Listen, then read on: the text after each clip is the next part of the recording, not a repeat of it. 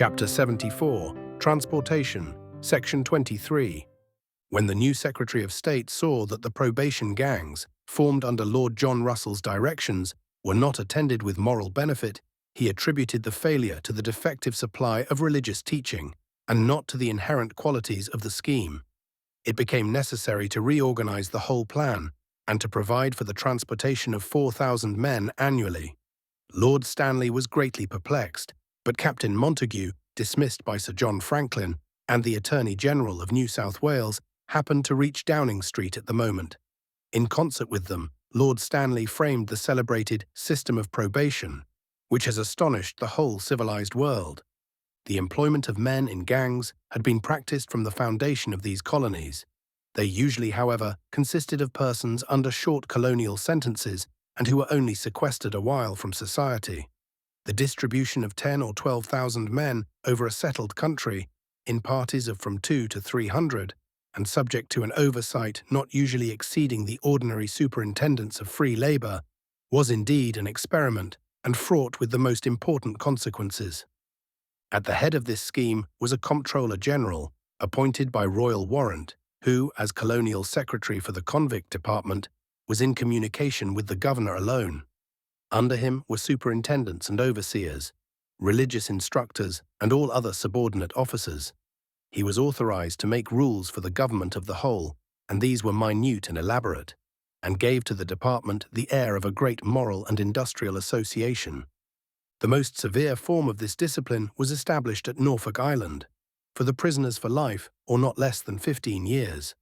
For this purpose, the island was relieved of persons entitled by the promises of Captain Makanoki to a more indulgent treatment, and the remainder were detained to assist in the preparation of buildings for the new plan. Thus, the traditions of Norfolk Island, a complicated theory of evasion, artifice, pollution, and fraud, were preserved on the spot and propagated through all the gangs located in Van Diemen's Land. Persons sentenced for less offences were transported to Van Diemen's Land, were formed into gangs, generally placed in close vicinity to the settled districts. Into these, men were drafted from Norfolk Island, when their first stage of probation was closed. The superintendents were instructed to keep a record of industrial and general improvements. The religious instructors were to insert a similar statement of moral and religious advancement. Thus it was expected that at any instant the character and merit of every man might be known. The denominations selected to supply religious teaching were the Episcopalian, Wesleyan, and Roman Catholic. The convicts, having passed this probation, were declared eligible for hire at wages and entered the service of settlers. This portion of their progress was divided into 3 stages. In the first, they were entitled to 1/2, in the second to 2/3, and in the last, to their entire earnings. The masters were expected to pay the surplus into the hands of the Crown, and the passholder was informed that the sum, if not forfeited by misconduct, would be receivable at his discharge or in the event of death by his heirs. The 4th stage was revocable pardon, or ticket of leave. The holder could possess property, sue or be sued, and enjoy all the ordinary advantages of freedom, subject to police inspection. The last stage, pardon, conditional or free. If the former, it removed the consequences of conviction in the colonies. If the latter, it had that effect in any part of the empire. But the enjoyment of this enfranchisement was made entirely dependent on the royal pleasure and could not be demanded as a right. Such were the main provisions of the scheme, so fair in its outlines, so prodigious in its results. In describing the operations of the probation system, it may be desirable to trace throughout the branch established at Norfolk Island. Major Childs, the commandant in succession to Captain Makanoki, was nominated by Lord Stanley. His fitness for the office was assumed from his reputation as a strict disciplinarian. In this the minister was mistaken. It must not, however, be forgotten that many of the most flagrant evils attributed to his administration had existed at different periods during the preceding experiments.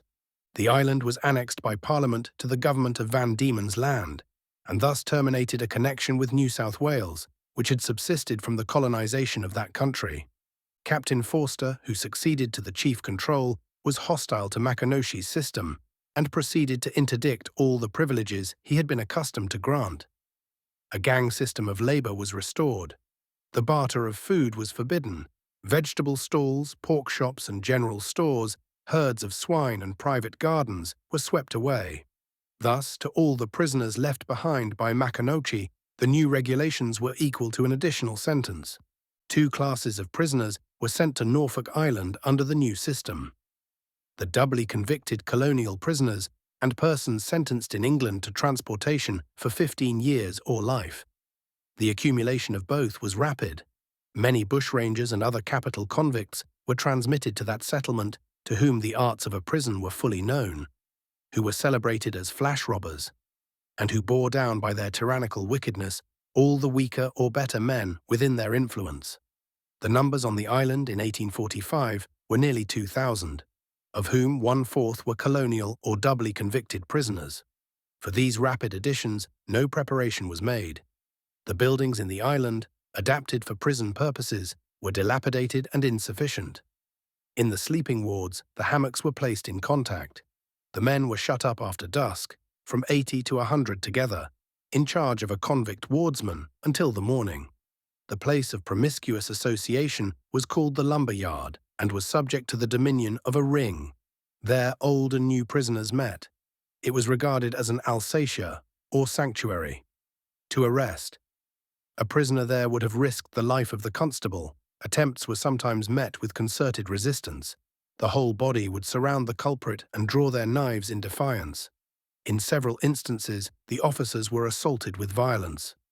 The assembly of such numbers in one spot destroyed all authority. The officers did not choose seriously to infringe the privileges of the ring. Those who gave information or evidence did so at the venture of their lives. The harmless prisoners were the victims of oppression and rapid deterioration. At a station where the English and colonial convicts were intermixed, the colonial suffered various punishments. In 3 months, 58%, the English 30%, while the English separated from direct contamination suffered only about 18%. Thus, contact evidently produced 1/2 the penal disorders of the English convicts. The incapacity and corrupt practices of the officers were serious obstructions to their usefulness. Thus, they were found to traffic with the men, to obtain their services under false pretenses. The superintendents left the actual supervision of the work to the convict sub-overseers, who, had they been inclined to preserve order or to enforce labor, would have been liable to vengeance.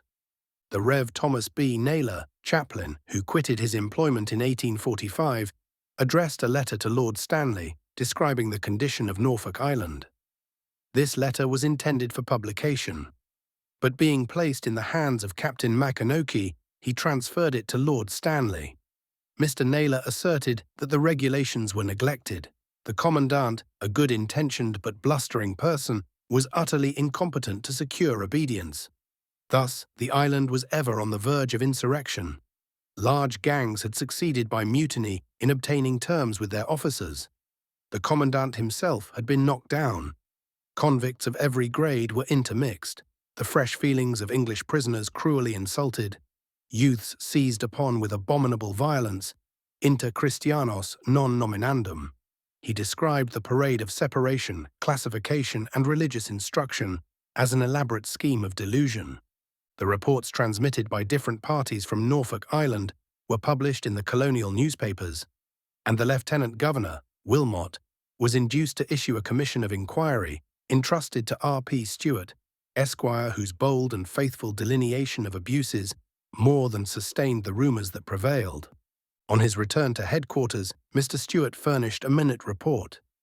He stated that the reins of authority were relinquished and that the anarchy and insubordination justified the fear that the whole island would be involved in mutiny and bloodshed. He considered the commandant deficient in the qualifications required by his arduous and perilous post. This report occasioned the utmost alarm, and the Executive Council resolved on the removal of Major Childs without delay. On leaving Norfolk Island, Mr. Stewart, in obedience to his instructions, recommended the commandant to a more stringent discipline. Many colonial convicts, who constituted the ring, exercised a power over the less daring, which intimidated more than the authority of their officers or the fear of punishment. The flash men conspired with the cooks to deprive their fellow prisoners of their food, and were permitted to prepare in their own dishes the produce of their frauds. To end this scandalous robbery of the well-disposed, Mr. Stewart recommended that all should be deprived of cooking utensils and receive their rations dressed. Unhappily, the stores on the island were not sufficient to afford the stipulated quantity and kind of food. Many suffered from dysentery, which the medical officer considered to be aggravated by the state in which the maize was prepared. The sweet potato, which mixed with the meal so greatly improved the diet, was no longer attainable.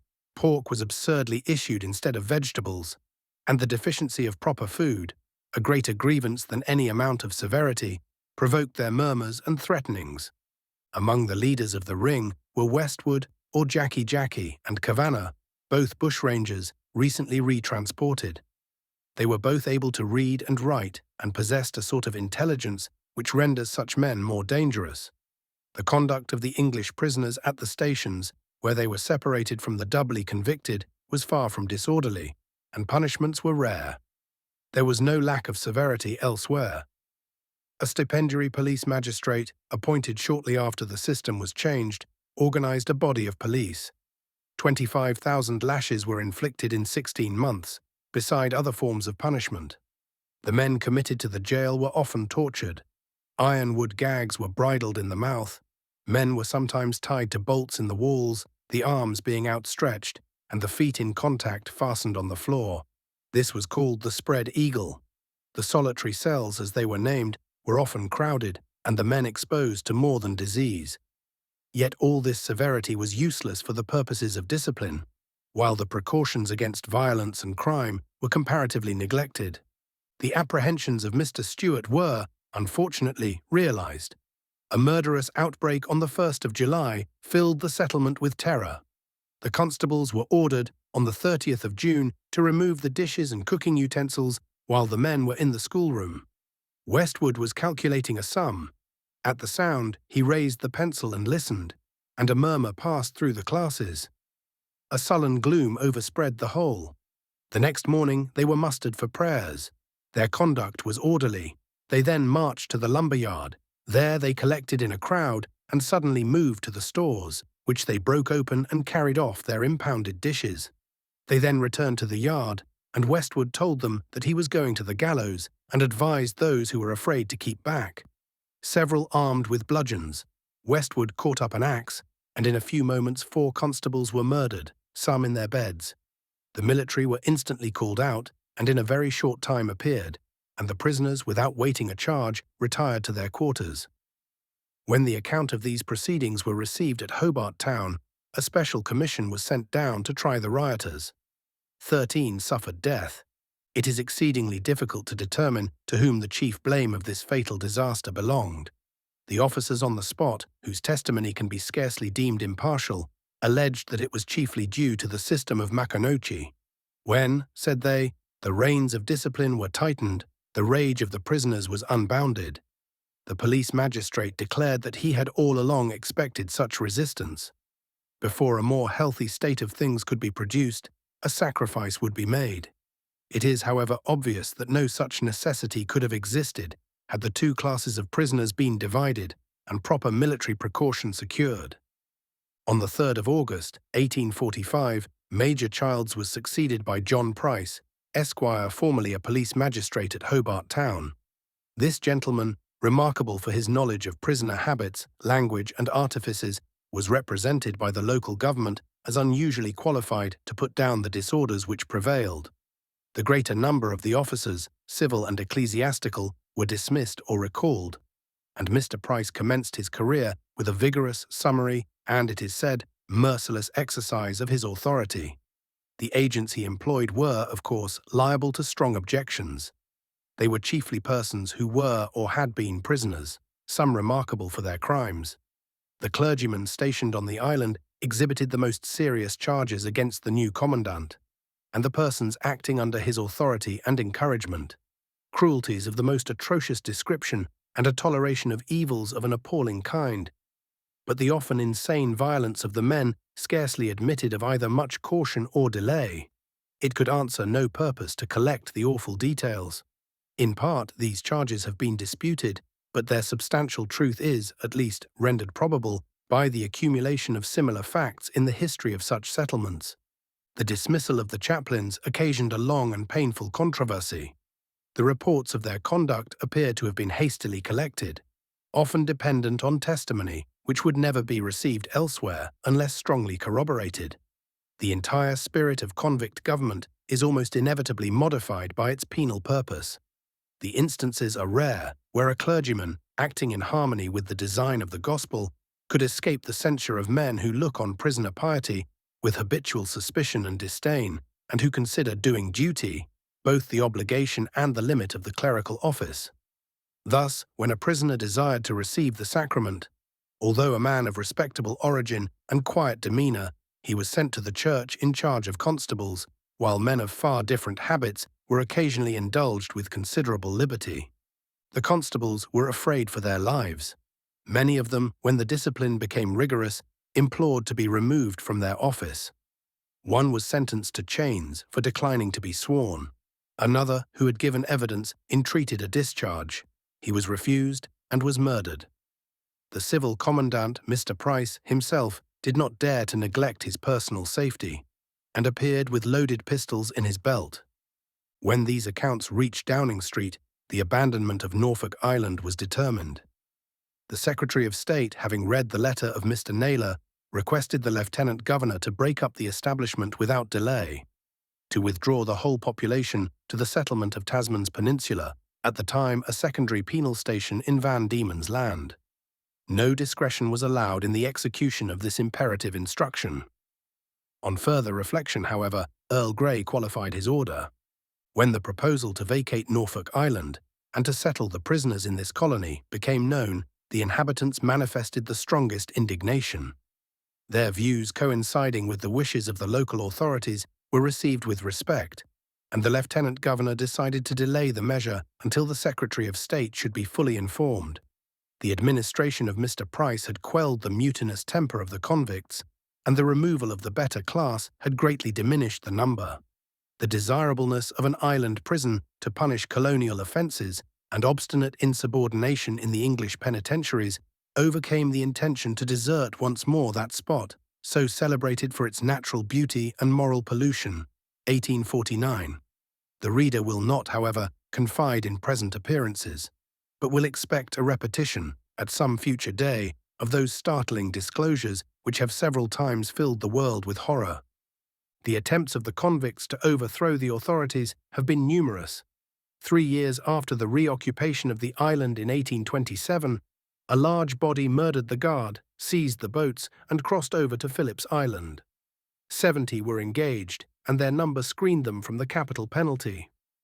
In 1834, a still more sanguinary attempt issued in the instant loss of several lives and the execution of 11 men.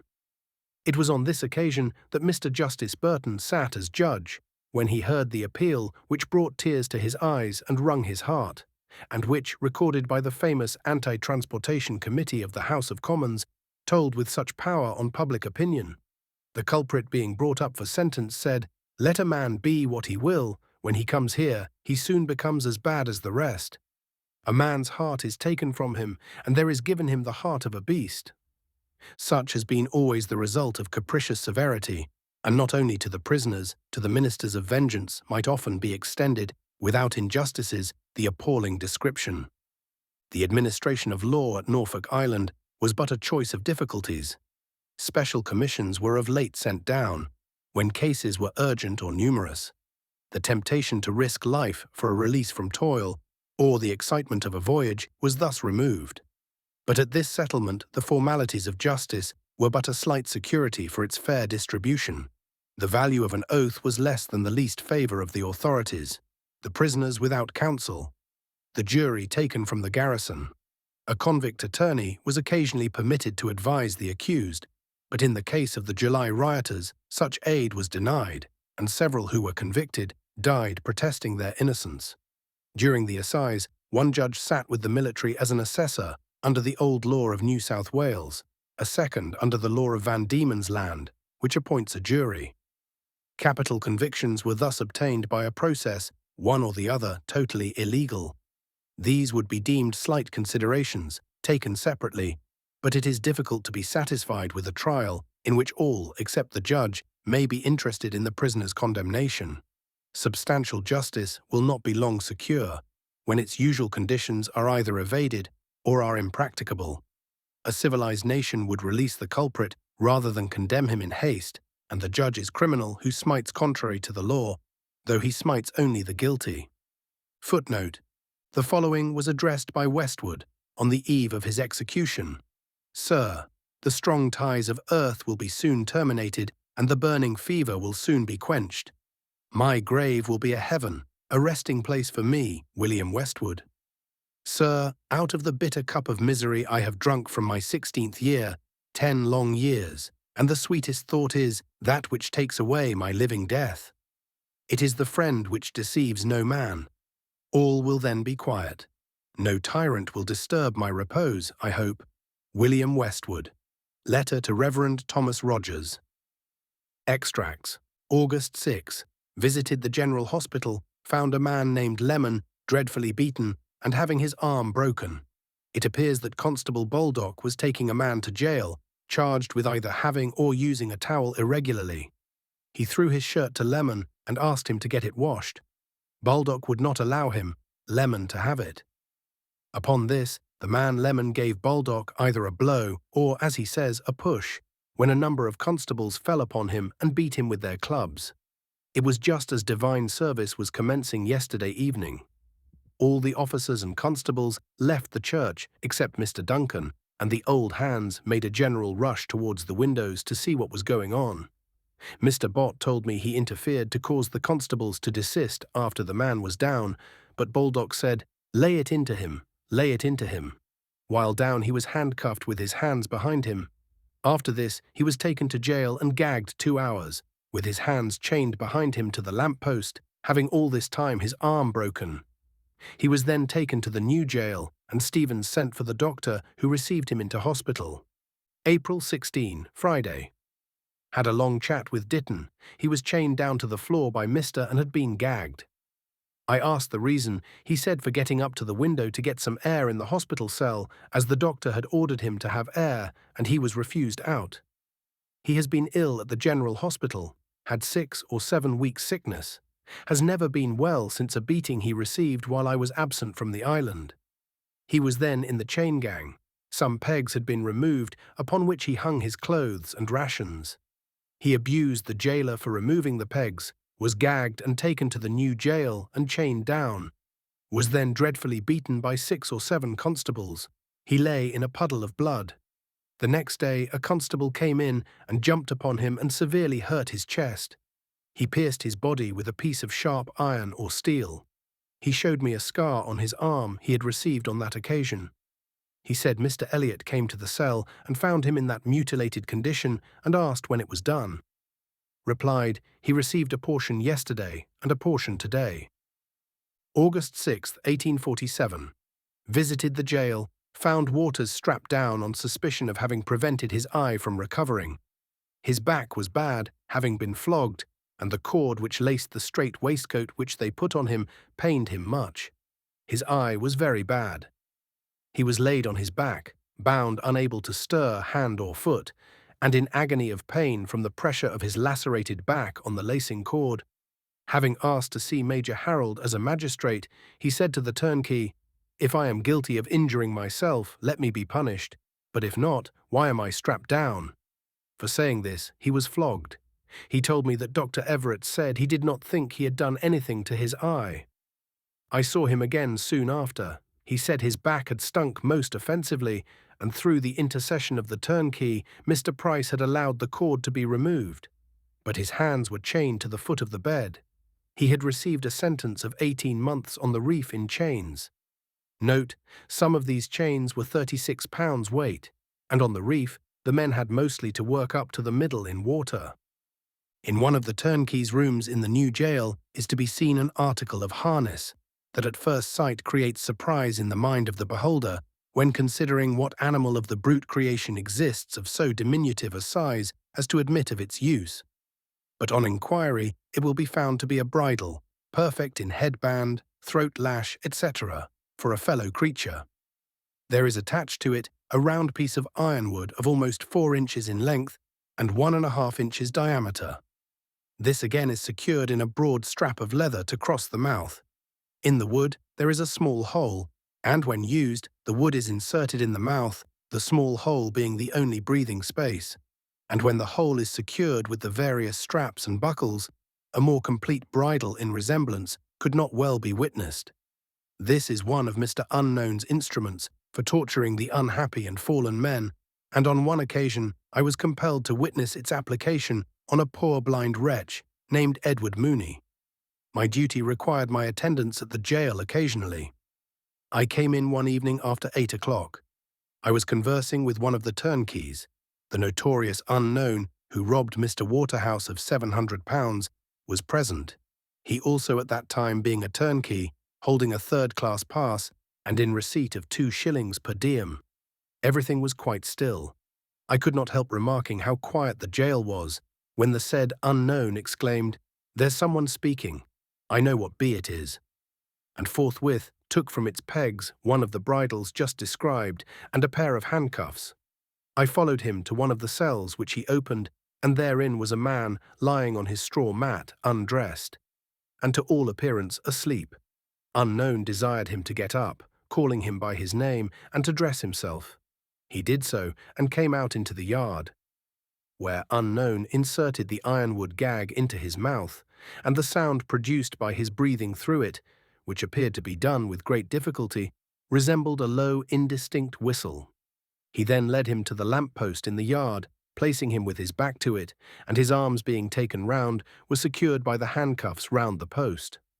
As the night was very chilly, I buttoned his jacket up to the throat, speaking at the same time a few words to cheer him, that brought tears from his sightless eyes to think that someone felt for his miserable and forlorn condition. And this convinced me still further that even the most hardened villain can be melted by kindness, however trifling. Having inquired how long he was to remain in the condition described, I was told 3 hours. Perkins had another drubbing some time since coming out of church. Unknown, a prisoner constable, was the first to fall on him, and after him a host, who soon covered him with blood and wounds for not walking in a proper manner out of church, and the commandant allowed this drubbing to stand as a sort of instalment of punishment when the man was brought up for trial. On account of the beating, he received a lighter magisterial sentence.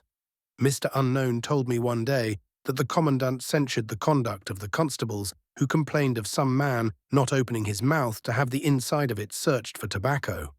It seems they were deemed blameworthy for having in this instance neglected to use violence. "Why didn't you knock him down like a bullock?" was the interrogatory at Norfolk Island. Before Mr. Price's arrival, I resided for 12 months on the Cascade Station. Its strength was between 300 and 400 men. I have known this station to continue 20 days without a single case requiring the intervention of a magistrate. Within 3 months after Mr. Price's arrival, I have known 40 cases for the police office on one single morning. Many of the men thus brought up were sentenced to solitary confinement and sent to the Longridge cells, our own not being sufficient to contain a quarter of them. The Longridge station had a strength of 500 men, and the united solitary sentences of both stations often trebly filled the Longridge cells. I have frequently found in my daily visits as chaplain from 20 to 40 men confined by 3s and 4s in the Longridge cells, doing what was called solitary.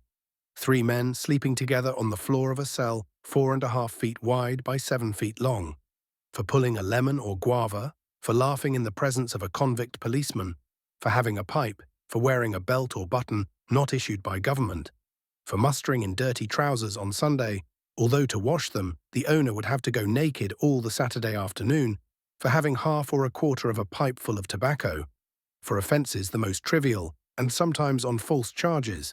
The most inoffensive and best-behaved men of Cascade and Longridge were often to be found filling up the cells which might otherwise have been set apart for the custody of some of the grosser criminals who were tried at the assizes. The convicts selected as constables were like a ruthless band of predatory assailants seizing their fellow prisoners under any and every pretense in order to have cases for the police office. A first-class officer overheard the following speech uttered by a convict policeman. "I have no case for court this morning. What will Mr. Unknown say to me? But a case I must have, and a case I will have, and here goes. This policeman proceeded with another into the bush, and in an hour returned bringing in 2 men on a capital charge. On the evidence of their captors alone, these 2 men were committed to jail, tried at the assizes, and sentenced to death. By whom were the police compelled to such activity? By Mr. Price. His opinion, publicly expressed, was that a policeman could not be doing his duty unless he had cases for court. A short analysis of the abstract would quickly strip the favoured 25 of some rays of their infamous glory, and do more to expose the blunders, follies, and ferocious inhumanities of convict discipline than volumes of concocted reports and oracular dispatches. From his position, Dr. Hampton must know that under the name of discipline, deeds have been done sufficiently atrocious to glut the soul of a Caligula. He knows that the perjuries and punishments about tobacco were sins that cried to heaven for abolition. He knows that in every 7 cases out of 10, the convicts at a penal station are more sinned against than sinning. Nothing is required to prove this but a critical inspection of their police sheets. In the courthouse at Hobart Town, a youth, E.G., aged 19, was on his trial for a capital offence. The Crown prosecutor referred to the prisoner's bad character as exhibited by the unusual number of offences on his police sheet. The judge asked to see the parchment.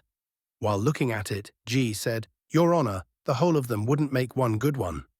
For a few moments the judge continued to examine the record and then flung it on the floor of the courthouse with an expression of disgust at the childish nature of the trifling offences set down as serious crimes. End of Chapter 74, being transportation. Section 23.